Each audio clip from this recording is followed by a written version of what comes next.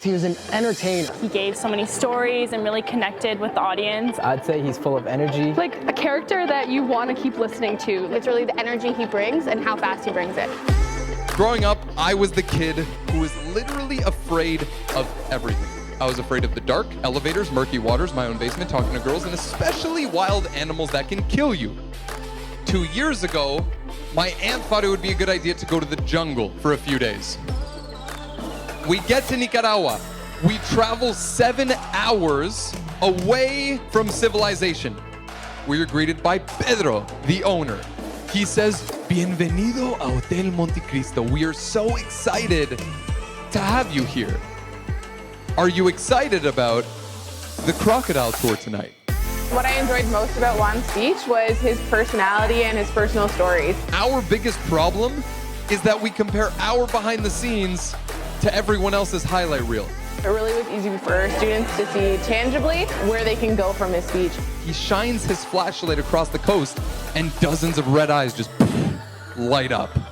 So we're drifting under this overhang, and what seemed to be a branch, but ultimately turned out to be a snake, is hanging on my right. You can tell the way he talks, he's very confident, and he wants to insinuate what he truly believes in, which is about making a change in this world. And guys, really my point, and the whole reason, one of the core reasons why I'm here, is the simple fact of change starts with you.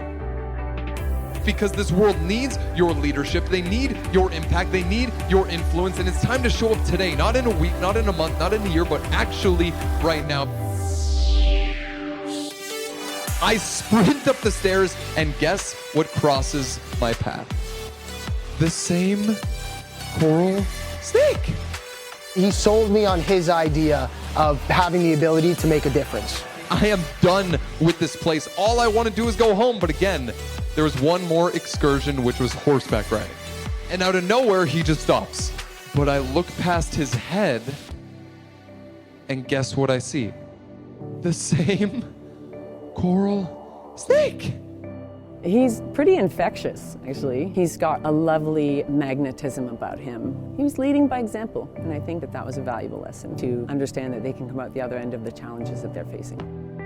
And now it's me, the snake, and like wilderness. And I'm about 2 feet away, and I look at it, but I didn't care. It was the only thing stopping me from getting back to the resort. It was literally the only thing in the way of getting to my goal. And I was about 2 feet away, and I take one more step to the point where I could almost touch it. It looks at me, pauses, and it slithers away. His messaging is very clear and simple in that regardless of who you are, regardless of where you are, put yourself out there. Don't be afraid, get involved, and don't be afraid of getting experiences that might be outside your comfort zone. But I want to ask, like, what is your snake? Like, what is the thing in your life that keeps on coming up that it is time to face? We all have things that get in our way. Everyone in this room has something that makes them want to quit, makes them want to turn around and walk away. So what is that for you? The number one part I really loved about him, he was really passionate, and that's something I really admire. He was super relatable in that sense where he was giving his real life experience, and that was what made it really pure and wholesome. It wasn't just him talking to us, he was actually getting us involved. He has a really great message that I think, without giving anything away, you all need to hear. Because true leadership is leaning in to the things you're afraid of.